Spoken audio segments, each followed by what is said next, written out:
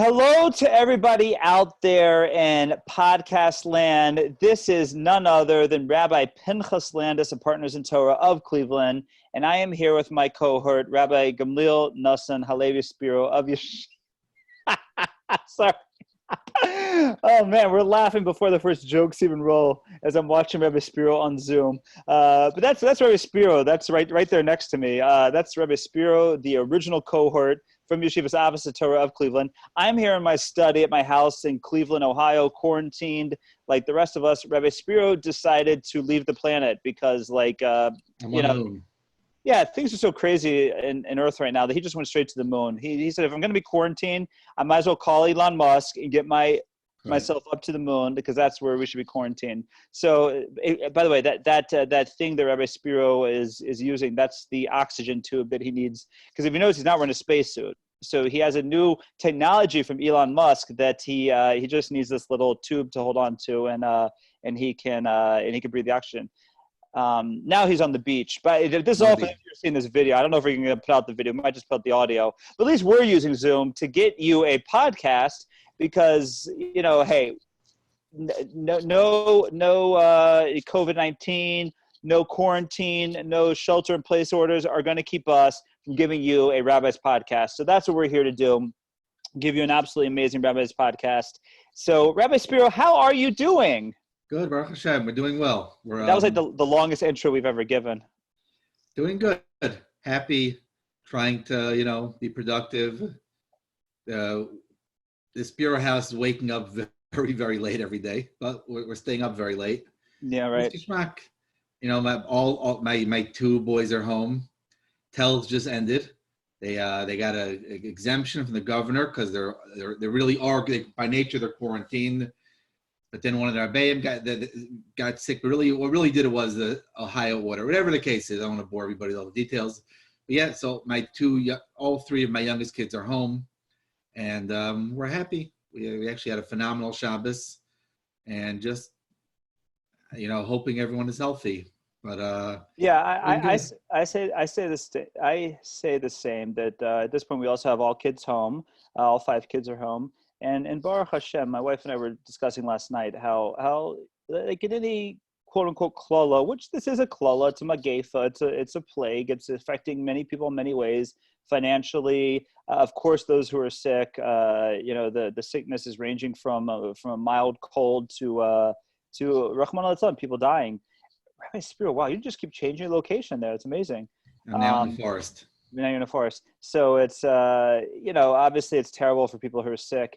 But for those of us, Baruch Hashem, like the Landises, Baruch Hashem, like at least the Spiros here in Cleveland, in the forest, we're not sick, and therefore we're appreciating this time. Like I'll tell you an amazing thing. Es Chatane Mazkir Yom, the amount of times in the average week that the Landises have a family dinner is pretty much 2. And those dinners are Shabbos lunch and Shabbos dinner, right? Shabbos dinner and Shabbos lunch. Those are the 2 family meals we have in a week. Because in general, in the average week, the other 6 days of the week, we're running around. There's, now Rabbi Spiro disappeared. Wow, how did you do that? We're running around. We're doing a million different things. My kids have things going on, and maybe it'll happen once a week besides Shabbos. But now we're having a family dinner every night. Where, again, everyone's getting up a little late. I personally am trying to get up to daven nates, but, some days it happens, some days it doesn't, depending on how late I'm up. But we are really just, we're appreciating the time with our kids. And it's like my wife said last night, Hashem forced a vacation on us. He forced us to just take the time and bond as a family and connect as a family. And I just hope that people are doing that. I hope that people are appreciating the chance to connect with their families. Well, the Spiros have notoriously short tempers. Right, we know that. There's been a lot of physical beating up, punching, yelling. We always say in our family, a meal's not a meal till someone's on the floor crying. But it's been a fun experience. Is that like we say that how do we say? I'm sorry for the clicks there. I think I can't turn off the sound of my my background sound, so I apologize. If I turn off the sound, I won't hear Rabbi Spiro. But I think we say that it's all fun and games until someone loses an eye, and then it becomes a party. Right. You got it. Is that how we say it? Something like that. I'm totally down with that. Anyhow, so Baruch Hashem, thank God, family's doing great here in the Ohio quarantine. We're still, still kicking strong with all our Torah learning. The daily podcasts are going out daily, both the Today in Jewish History and the Navi podcast, available at Zoomcast.com. The Rabbis podcast we're doing right now, Back to the Past, slowed down a little bit because I'm not teaching that class every week, but I am teaching it this week. So the Back to the Past will be going strong. And you can find Rabbi Landis on Facebook Live on Tuesday nights and other times. And, thank the good Lord if as many people have said, that any of the klolos, any of the curses that the previous generations have had to deal with are about 1.5 million times worse than this. I mean, just 100%. think about our grandparents in the Churban of Europe, or their parents during World War I, or their parents during Tsarist Russia, or just take your pick. Any time in history. My favorite thing is that every company I've ever ordered from in the history of the internet is now sending me an email telling me what they're doing about the coronavirus. I'm like, it's crazy, right? Every person I've ever interacted with digitally has to send an email about COVID-19. Like, we ordered like a baseball cap 7 years ago for one of my kids before camp, and they're like, they want to tell you our policy, the National Baseball Cap Company. I'm like, I'm glad you guys have a policy. That's making me laugh every day, like some ridiculous email. And the other good thing that's making me feel good is still getting scam calls. And I actually have. You must be having so much fun with those in quarantine. So I've been actually talking to them. I always tell them, like, first of all, thank you for calling me. I'm home, I'm alone, and I'm lonely. Thank you. And they're all like, oh, yeah, okay. So your credit card number, your social security number was compromised. I'm like, oh, my gosh. What do I need to do? I'll give you my bank account right now. Tell me what. And they're like, yeah. What's your name? Frankfurter Wiener Schnitzelfeld. It's always my name. And they're like, okay. Well, I'll be technical. It's actually Frankfurter Wiener Schnitzel. When we came over from the Congo, we dropped the Feld. But usually they give you about 20 more seconds to hang up on me, but that's I thought that they weren't allowed to hang up. I thought that these cold callers are not allowed to hang up. I asked one of them. I said, you guys are going strong. There's no coronavirus. You're going to sit there, and you know what? They're not even keeping social distancing. Because if you hear in the background, you hear there's other people in the background making the same scam calls. Like, they're also talking, which I actually love the optics of that there's people in India or Pakistan, and they're making scam phone calls, and it's a company. It's an official company. You walk into a business, and your job in the morning is they give you a list of American numbers, and they call you, and they try to get you, give them your social security number. They want to get your bank account, and of course, I always give them a different number, your credit card number. I always give them numbers, but I do love the optics of that it's a room full of people doing scams together, and coronavirus, no coronavirus, they're going to keep on their job, and I got a lot of pleasure from that. So I don't know if they got pleasure from me. And also, I like at the end, though, they get mad at me. One guy was like, "Sir, you're wasting my time." You're trying to tell me my social security number was compromised. You're trying to steal from me. You're trying to put my social security number. You're probably selling it on the dark web, and I'm wasting your time. Right. There actually is an app now. Rabbi Spiro, you'd love this if you had a smartphone, which you don't. But I can download that for you. We can do it together. It's called Do Not Pay, and one of the things they have is that through the app you can sue these companies. So I don't know if if it's a total scam, like a guy in India trying to get your social security number to do identity theft, if it would work for them. But like hypothetically, if you get a call from from whatever AT&T to sign up for their service or something like that, that the way that it works is you part of the app is it has a fake credit card number that you give, and they use that credit card number to track the interactions. Really? And then they actually sue the company for you, and you get the whatever the settlement is for them suing. So again, I don't know if it works with your guys in Pakistan, but it would, if you ever get one of those calls from a somewhat legit company, I should send you the fake credit card number and how to use it, and you can actually sue these guys, and this app does the whole thing for you. That's good stuff. So anyway, maybe I guess we'll talk about Pesach now. Yeah, Pesach is right around the corner. Corona, no Corona, there's going to be Pesach. Yeah, there's a guy in Eretz Yisrael who petitioned the High Court that the Rabbanut should add a second Adar this year. Right? The Gemara speaks about it in several places, the Gemara in Brachas, the Gemara in Sanhedrin, speaks about the last day you're allowed to go on Rosh Hashanah, the last day you're allowed to make an Ibriyar, be Ma'aber the year. Right, up until the last day of Adar, right? Of Adar, which is actually tomorrow. Right. So he's demanding, he's opening a petition, he's demanding that the Rabbanut makes a second Adar. And that way, he said, no one knows how long it's going to be for, but it will be better than Pesach would be. Instead of in 2 weeks, it would be in 6 weeks, essentially. And we'd all be better by that. So first of all, never going to happen. We don't have the right to do it anymore. And it's just, it's a joke. But that's a fascinating study in and of itself as to why that's a joke. Because there were, at least in the past 500 years, there have been two, I can't call major attempts. One I call major attempt, one I call minor attempt to make it that people could do that. We could do that. Well, they tried to make a Sanhedrin, you mean? Right, exactly. So that's the main thing that just for our listeners out there, that one of the reasons that we can't do anything nowadays to adjust the calendar, to make changes to the calendar, is because we don't have a Sanhedrin. And you need a Sanhedrin to take the system back to the point where it's quote unquote a live system again, as opposed to now where it's the stagnant system or the system based on Hillel Katan's equations. But it's a lot of interesting Torah on this. But that attempt happened in the 1500s was a really serious attempt. That was with Rav Yaakov Rav, Rav Yaakov Rav and right, exactly. Those are the two main people. Like the Maribei Rav tried to do it, and the Malbach wrote him. You can actually find it if you have anyone who has Bar Ilan. It's probably actually in Hebrew books also. If you look in the Sefer Malbach, you look in there. He had a tshuva. It's like 150 pages long. I went through parts of it. It's fascinating tshuva why you can't do it.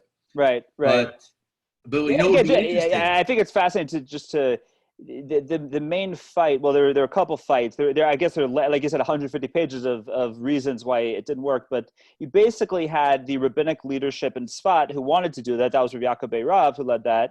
And the crusade, he was leading the crusade for. The crusade against was led by Levi ibn Chaviv in Yerushalayim. Right, who was against. Right, who was against. And I guess two of the major areas of hisnagdus, of pressure against, were first of all the fight between Yerushalayim and Tzfas that was going on at that time, as to which was really the center of Torah Judaism. And then beyond that was the supremacy of Israel versus Chutz La'aretz at that time. Right. So, but there's one interesting thing about the machlokes, that sometimes people have machlokes and they say, well, there's personal elements involved. One of the first people invited to be in the Sanhedrin was Levi ibn Chaviv, the Malbach. Oh yeah. Maribei Rav right away said he sent a messenger, to inviting. He held the Malbach tremendously. Mm-hmm. Malbach said, if you look at the Rambam mentioned this idea. The Rambam says they would get together and they can all pick one person to give smicha to, and then he can give smicha to all of those people. Well, they did that. They did that. Right, that's what they did. Right. Chaim Vital got smicha, and so did Yosef Cairo. Right, exactly. Ramchal got too. Yeah, I mean the Mechaber got too. But the Rambam writes at the end of this idea of Adar tzarach hechra. This issue needs more clarity. So. Right. Finally, in other words, the debate is to start a Sanhedrin, you have to have smicha from Moshe, which Rebbe Spiro has, by the way. Which doesn't exist anymore. Well, Rebbe Spiro has it. He just doesn't want to be mefarshim. He doesn't want to admit it. But smicha from Moshe means that my smicha would be from a rabbi, going back to Moshe. The question is, Moshe's not around anymore, so how will that ever come back? So Rabbi Spiro is addressing the Rambam sheet, the Rambam's position that if you have somebody who's recognized as the top of the generation, so to speak, then he could 10 rabbis could convey it on him. He could then he would have the 10 or I think 70. Isn't it 70? Oh yeah, right. And if that's it might be 100. It might be 100. Whatever it is, it's a number of. But the other opinion is that that Tchias HaMesim will happen, that the resurrection of the dead will happen before the reinstitution of the Sanhedrin. Therefore, Moshe will be here and he can give his smicha again. And other sheet I've seen brought down from Eliyahu Hanavi. Eliyahu Hanavi will come back. Oh, and he has smicha from Moshe. And he also has a direct chain. But it's also interesting, they finally resolved the machlokes they both agreed that they had read a long letter to the Radvaz, who was living in Egypt then. They both acknowledged him as the God Adar, and they wrote him a letter. and he said, and they can't do it. But it was a very interesting machlokes. Yeah, it's fascinating. So, but one of the interesting things that would happen is if this would happen, which I said it won't, but if it would, there'd be Purim again. We'd have to have, in other words, this Thursday would become Rosh Chodesh Adar, and then following 2 weeks Wednesday would be Purim, because we pass him the Gemara the Shita of we're saying Gula. So in other words, you have to have Purim again. You have to have two Purim. So the first Purim would have been Purim Katan, and this would have been the real Purim. I'm thankful, Lamaisa. Baruch Hashem, that I'm glad we got Purim in this year. I was thinking about it the other day. Like Purim, are we right? Are we wrong? About it, It's what? By the skin of our teeth, because it was literally. Right. And I'm not sure if we were right or wrong. Maybe we were wrong, but whatever the case is, it happened, and we had Purim. And Eretz Yisrael didn't have such a great Purim this year. We in America did have a great Purim, and I'm very thankful to Hashem for that. That at least we had a nice Purim. But yeah, it would be cool. So we would actually have a Purim again. There would be a Purim, and that would be fun. You can never have a Purim. Right. The other issue that comes up with this Sanhedrin question that we're talking about, and this is very relevant to Pesach, and this will be a segue to Pesach, is this is, I don't know if you get this question so much in yeshiva, but with my clientele partners in Torah, I get it all the time, especially around Yom Tovim, but the whole concept of Yontiv Sheni, which I believe it's the Meiri, the Meiri in the base of Bechira says that, there are Rabbi Spears now on Bnei Brak and Panovich, that the Meiri says that one of the reasons for the concept of Yontiv Sheni, of the 2-day holidays in exile, are that or one of the main reasons is that in exile we need 2 days. It's a consolation prize, so to speak, for living in exile. That yes, there's a technical reason we have 2 days, but beyond that, there's a spiritual reason that you live in exile. You need literally more. It takes 2 days to get the kedusha. Right, but I think it's a little more than that, or a little less than that actually. That he says it's like a consolation prize for living in the Chutz La'aretz. That's how I understood that Meiri. But I get this question all the time. Rabbi, come on, today we have a set calendar. Why do we need 2 days anymore? People have a certain amount of understanding as to where the 2 days came from the Kusim messing with the system. So therefore, we need to, they hacked the system, so to speak, of notifications. So we had to go to an in-person system. So a simple response is like, what, systems can't be hacked nowadays? And also, we as Jews, if there's, I spoke about this other morning. I gave a shir on why can't we bring Makav the Korban Pesach. So we're not going to go to all the details now. It's a big sugya. But one of the things I said in the shir is one of the ways we've retained our Messiah is specifically with our extreme zahiris, our extreme carefulness in guarding everything. Right? We know the famous Gemara that Hillel was a Talmud of Shammai and Avtai. I don't know did we say this other week? I've said other shir. I don't remember if we said on the. I don't remember if we did. So Hillel was a Talmud of Shammai and Avtai, and Shammai and Avtai were Gerim, either Gerim or Bnei Gerim, or the children of Gerim. Right. And they couldn't say hey. It's interesting, back then, and when we were kids, we would torture our English teachers at Talmud say Hanukkah. We'd say Hanukkah, and they'd say Hanukkah. No, Chanukah. No, they couldn't say Ches. Well, the best is my name. I become Pinkus. Pinkus, right? Great name. I was thinking about going by Pinkus just for the fun of it. If you hear the famous prank phone call where the guy's like, "I'm looking for a brecher." Brecher. I love that one. So Hillel would say the word in, not hin. Why would he say in? Hillel was born a Jew, right? Mm-hmm. He could say hey with no problem. But he said this way, Shammai and Avtai said in, not hin. So I say in, not hin. We're people who's very careful with Messiah, extremely careful. Exactly. And that's one of the ways we've been able to safeguard our tradition. I know it's one of the first things Reform or Conservative got rid of was Yontif Sheni.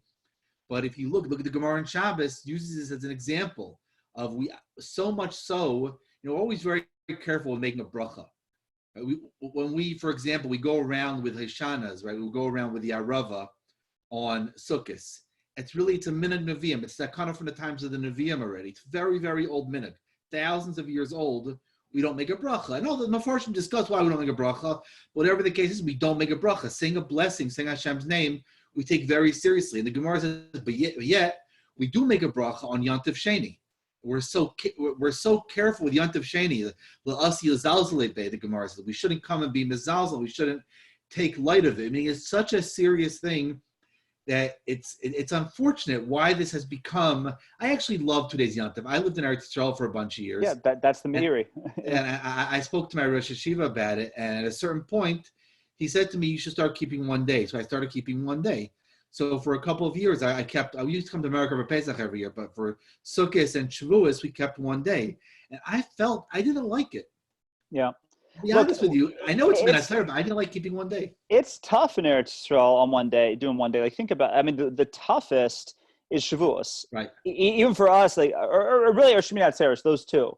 Shmini Atzeres and Shavuos is a one-day yontiv, because there's a lot, because one day Shmini Atzeres means it's Simchas Torah and Shmini Atzeres as one day. Right. And one day Shavuos means you're getting up, you're staying up all night. You're getting up to daven nates. You not only have the davening that you're falling asleep in anyways, but you're adding on to that Rus and Yisker. And Yisker, right? So, but you just slept on the davening, and then you go home, you sleep all day, and it's over. And right? You wake up and remember, Eretz Yisrael doesn't end as late as America does. Right. So literally, you wake up, you have something to eat, you go a little bit of the Medrash, you daven mincha, and you're done. The day's gone. Exactly. It feels so short. I remember that was my feeling when I kept one day of Shavuos.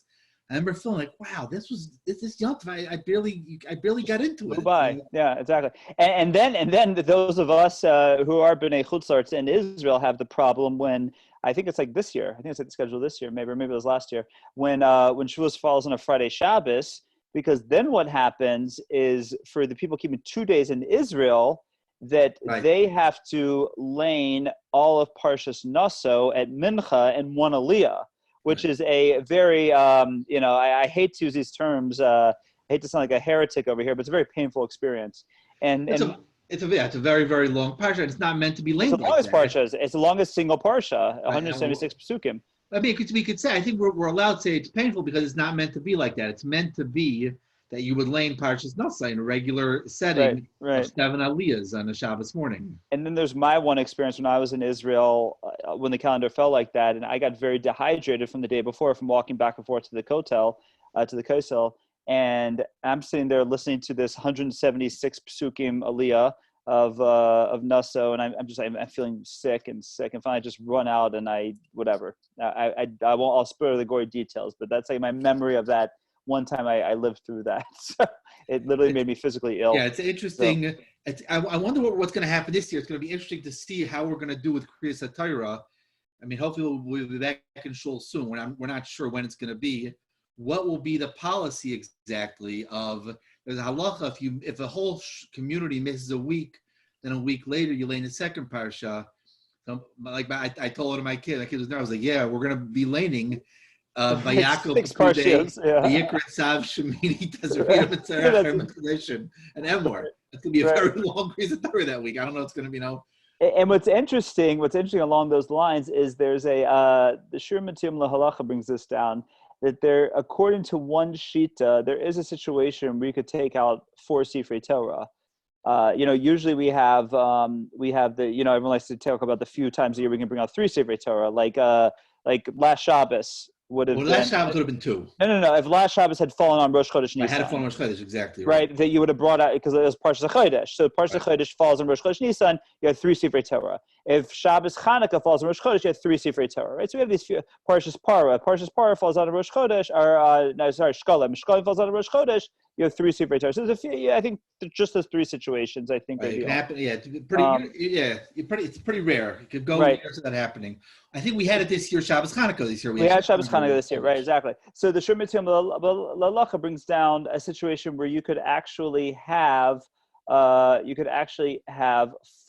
Sifrei Torah if you pass in a certain way. That there's a machlokes if Parshas Parah, which we read after Purim, that if Parshas Parah, there's machlokes if that is a deraisa. Right, there's a deraisa chiyuv like Zachor is. Right. So if we would go lahaniach the shita that it's deraisa, in other words, if we would say it's a deraisa, you have to hear it, and you would have a community where they did not have a minyan for Parshas Parah, then they would have to lane Parshas Parah the following week. Right. And if the following week was Shabbos Rosh Chodesh,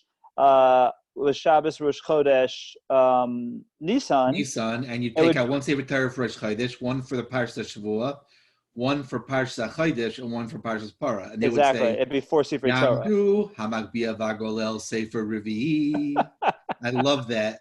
I want yeshivas to say it. They don't say it, but I want all yeshivas to do it when they say Yamdu Hamagbia Vagolel. I love Right. that. Right. In fact, I was corrected once because I'm like the weekday gabbai for the early minyan at the kollel here, and I actually said Yamdu Hamabil Golel one day, and someone like stoned me. They like pelted me with esrogim, even though it wasn't sukkahs.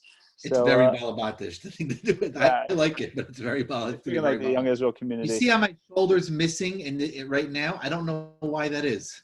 Yeah, I don't know. It's I don't know. Maybe in some parallel universe you're fading away or something It's a like that. mystery.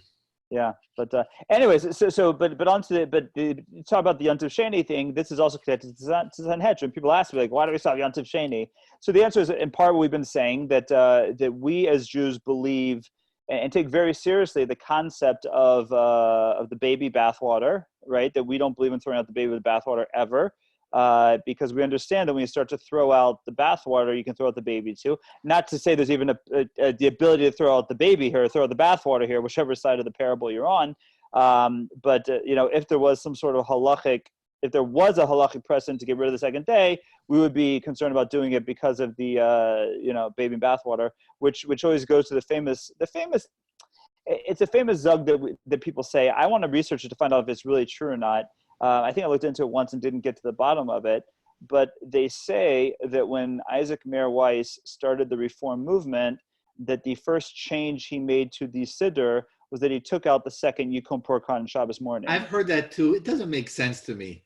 Yeah, First of all, I think it actually was not Isaac Mayer Weiss. It was Abihill Silver here in Cleveland, I think, because Abihill Silver was conservative, not Reform. Well, but because he was the one who was in Albany before he was here, right?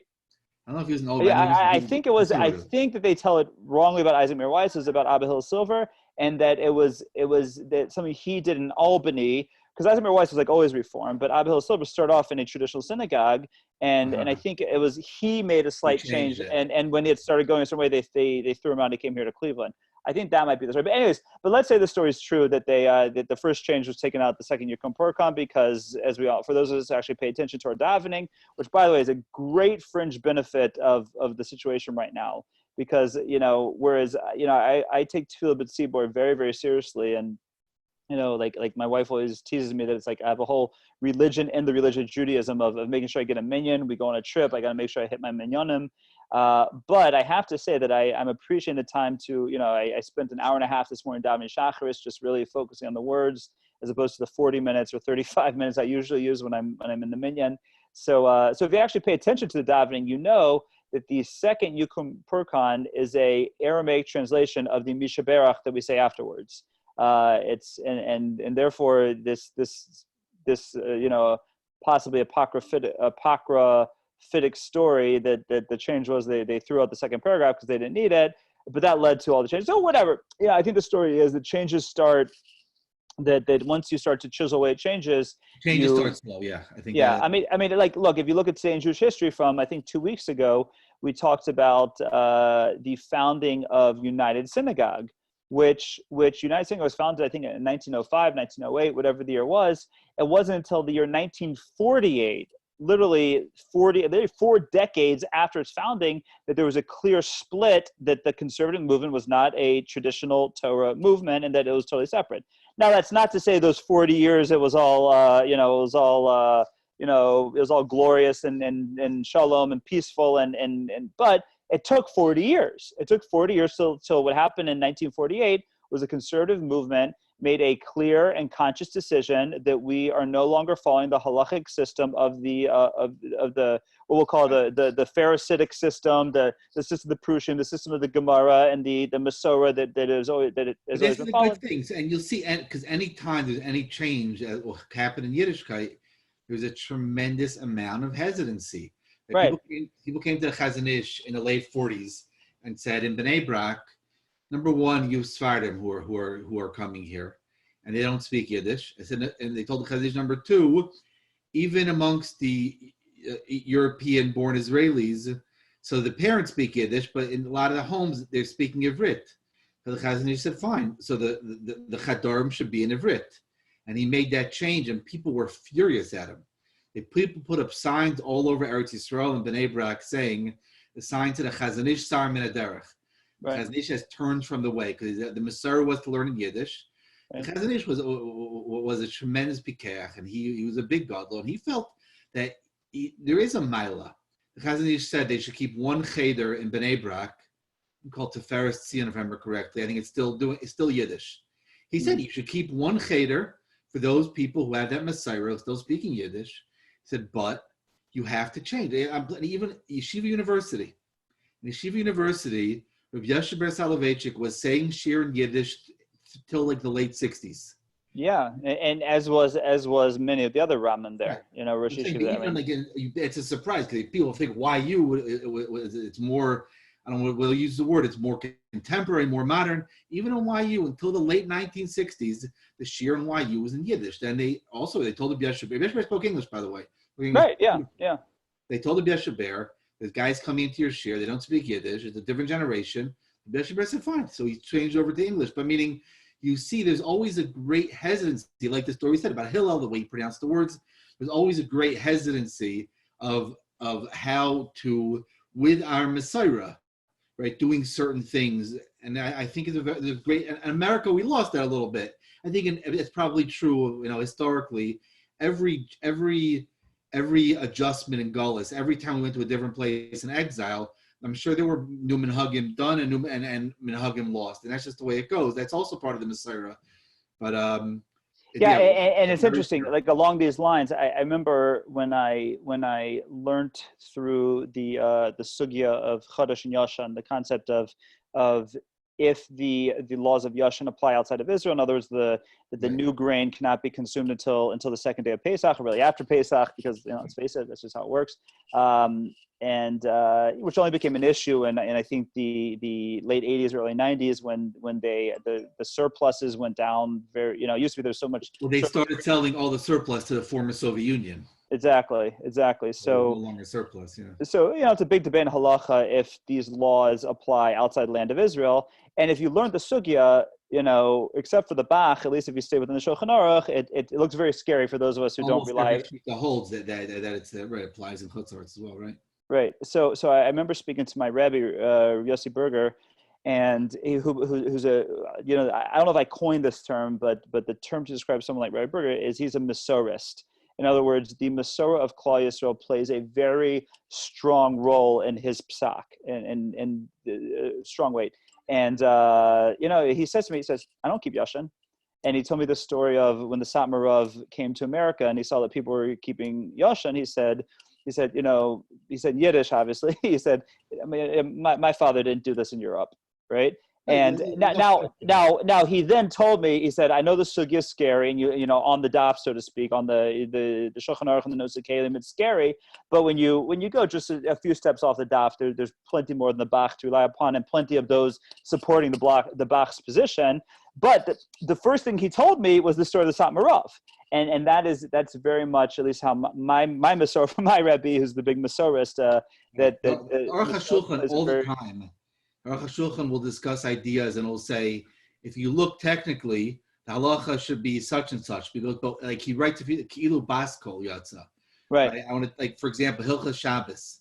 Almost every Rishon learns that what makes a Rosh Hashanah Deraisa is a street that's 16 amas wide, which is, in other words, any street that's 24 feet wide or more is a Rosh Hashanah. Almost any street nowadays. Yeah. What? Almost any street nowadays. Right. In other words, you would not be able to build an Eruv anywhere. There'd be no Eruv in Klal Yisrael, unless a super tiny village.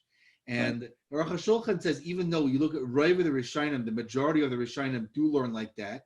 However, Rashi brings a shita of 600,000 people, and a couple other Rishonim learn like that. And he says, look, it's like a bas kol came out. We passed in like Rashi in this situation against the majority of the Rishonim, and therefore we do build Eruvin. Right. And I think if a Jew would say on a personal level, I want to be machmer and not carry an Eruv, that's fine. But if a Jew would say, this should be the established minhag, that would be wrong. And you look to Chazon Ish, on a personal level, was machmer, wouldn't carry any Eruv. But the Chazon Ish also, he wrote one of the main tshuvas in Eruvin that enabled them to build the Eruv in Paris. Paris, a very complicated city, a very complicated area. They have 600,000 people walking. What's that street called? I don't know how to pronounce it in French. Champs-Élysées, whatever you pronounce that. But the Chazon Ish has a lot of Chedushim and Eruvin, and he held you could do it. Meaning the Chazon Ish held that this is the Messiah of Klal Yisrael. This is the tradition of Klal Yisrael, and people were very, very strict on that, both L'chumra and L'kula. You know, an example of a stringency, we have a stringency that you don't eat cheese.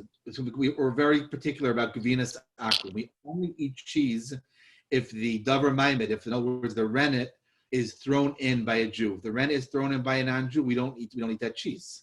Now today, unless you're talking about very fancy cheese, all rennet today is synthetic, right? It's not from the stomach of a cow, it's synthetic rennet. But everybody is particular, everybody is stringent.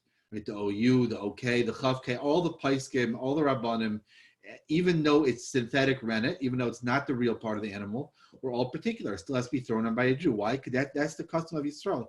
I think this is one of the things that has been the failure in some of the pluralistic movements, is to not understand this idea of tradition and that how important and what important thing it is. And now maybe brings back to Pesach, right? Pesach is it's an interesting holiday where the whole year we're on certain things we might be lenient on certain halakhas. I just give one example: glass. Right? We hold that there's an interesting disagreement. Does glass have belias? Does glass absorb taste? So during the year, we hold glass does not absorb taste. And on Pesach, we hold it does absorb taste. And a person could say, you're being inconsistent.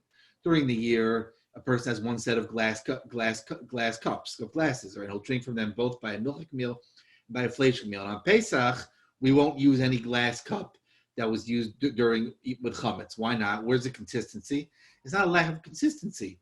There is a tradition amongst Klal Yisrael, amongst the Jewish people, to be particularly stringent on Pesach. And there's many, many more examples. And that's what we have. So just think about getting rid of chametz. How many things do we do to get rid of chametz? We search the house and burn our chametz. We sell our chametz, right? We're mevatel our chametz. We negate our chametz, right? We say we make it hefker. We do all these different things.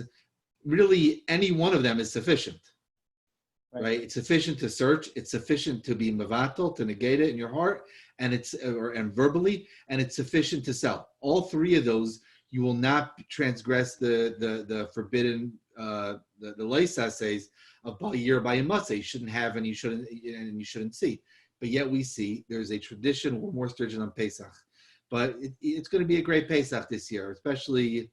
I think like we know that idea of Klal Yisrael was forged in the Kor HaBarzel, right? Well, how would you say Kor HaBarzel in English? An iron furnace? The refining oven. The refining oven, that's a good phrase. Yeah. So I think this year is a little bit, there's going to be some element of Pesach in the Kor HaBarzel, right? Like I keep on telling my wife, I said, look, as long as we have matzah, we have grape juice, and we have Pesach Coke, right? We have, is it possible we won't get meat? Yeah, I guess it's possible. We won't get chicken. My wife, we're worried about eggs, right? We use it. My wife makes homemade mayo on Pesach. Unbelievable, right? It's truly unbelievable. Maybe we won't have homemade mayo. We won't have homemade mayo. We won't have as many eggs. My wife makes like a lot of egg luncheon, right? Egg noodles on Pesach. It's really good. Well, we will have this. Maybe not, but as long as we have the matzah, the Coke, and the wine, we'll have a great Seder. I think it'll be more difficult this year. A lot of people are making Pesach. They never made before. They go to their in-laws or they go to the Pesach hotel. Although I heard every hotel is canceled. Baruch Hashem, by the way. Baruch Hashem. Well, I think it would have been a spread. No, I'm just glad that the hotels are canceled. Really? Not a fan of the hotels. Well, maybe we'll have a whole episode dedicated to the hotels. I mean, but this it'll be interesting because this will be, not only are they all canceled. I mean, they had to be canceled. But this will probably be, I don't know if it'll be the death of the concept, because it won't be people, but a lot of them will just completely go out of business. I feel so badly that a lot of these guys are, we used to go to a hotel every year. We don't anymore. My grandparents used to take everybody. We went for about 10, 11 years. We went to a Pesach hotel. There's pluses and minuses we won't get into right now, but I feel terrible for all these people they're losing a sea of money this year. I just feel bad for them. Yeah, look, it's true. It's my in-laws been in the business for like 10 years, and it is people think you look at these guys from the outside and you say, oh, they must be making a fortune. No, the business model is such that like the profit margins are razor thin. You make one mistake this way or that way, and all your profits are out the window. Right. And so like on top of that, now they're I mean, again, we're all getting like there's, like you said, the 50,000 emails from the 50,000 companies, and I'm sure there's some conciliatory things being done by the hotels and the caterers to as much as they can, but everyone's in the same boat. Like if a hotel gives you back the deposit, well, the hotel also can't pay their staff, and I feel so bad for these. Look, it's interesting. Like any time of war, there will be some people now who are going to make a ton of money.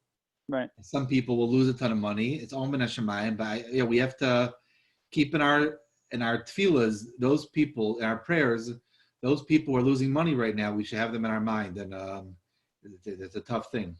Yeah, exactly. And look, that's the bottom line. That everyone should come out on top. That's the bottom line. And I posted this morning. I said if anybody is talking about, quote, getting back to normal, then they're missing the point of all this, right? That this is going on because the Almighty doesn't want our old normal, right? There was something wrong with our old normal. And therefore, if you're talking about getting back to normal, then you're totally missing the boat. I think that's what we have to make sure we're doing, that we're, whatever it is that the Almighty wants from every single one of us, each and every single one of us, we need to be taking that time, doing the introspection, making those changes to become the better people that He wants us to become. I think also, just to say, now is, I want to say a great thing I was thinking about the other day about Jewish people, about Klal Yisrael. So I'm sure you heard, that there's always, it's hard for Jews to break away from not having a minyan. So there's some yeshivas are still open, some shuls, people are making breakaways in private and going out in the street and making. So they just had a problem in Florida. They showed a video. They showed like from a drone. They were showing the beaches in Florida a few days ago, jam-packed. Ridiculous. Spring break, jam-packed. Right. And they had sent warnings out. The beaches are closed, et cetera, et cetera. The beaches, they said, were as packed as ever. And that's human nature, especially the American people. We're more free people. We're more, it's harder for us, it's harder to rebel. But you look at Klal Yisrael. So what's our Yetzer Hara? The Yetzer Hara on Klal Yisrael is to have a breakaway minyan, right? To keep the yeshiva going a little bit longer. That's a beautiful thing. I'm not saying right or wrong. I'm not getting into those issues now. I'm just talking about the idea of that the Yetzer Hara of Klal Yisrael, the Yetzer Hara of the Jewish people is to have a minyan. Right? Someone sent out a funny video, a guy driving down the street. Yeah, that was great. Miami, you saw that one? Yeah, and you see the guy on like a street corner. We're gonna have to put that on the Facebook page for those who didn't see it. That's a great video because that, to me, that shows the essence of Klal Yisrael, and people are helping each other and doing for each other, and the word gullus, we always say the word gullus means to reveal, and Hashem puts us in gullus to reveal our true self, to reveal our true essence, and I think the essence of Klal Yisrael is coming out. The essence of the Jewish people comes out right now of sharing and caring. I was very moved. I just saw a video this morning that Israel sent out some 747s to Peru and to like Honduras, I think, to pick up stranded Israelis. Oh, wow. That was to me that was the Kiddush Hashem. That was a very Jewish thing to do. They're not mechuyev to do it, right? I don't know any other country that's sending out free planes. And then on one of the planes, the pilot sang Kol Halam Kula Gesher Tzar Ma'id, right? The song, the word. Yeah, that was also a great video. I should post that too.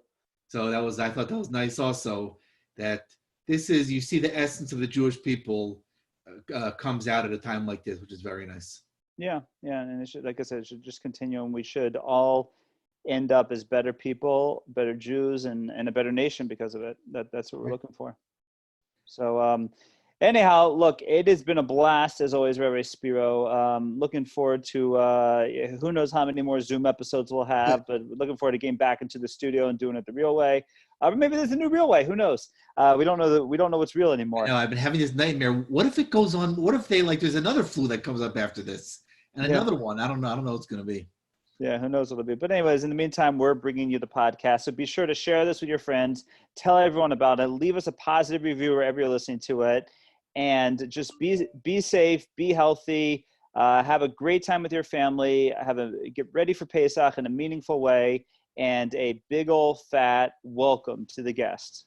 Welcome to the guest.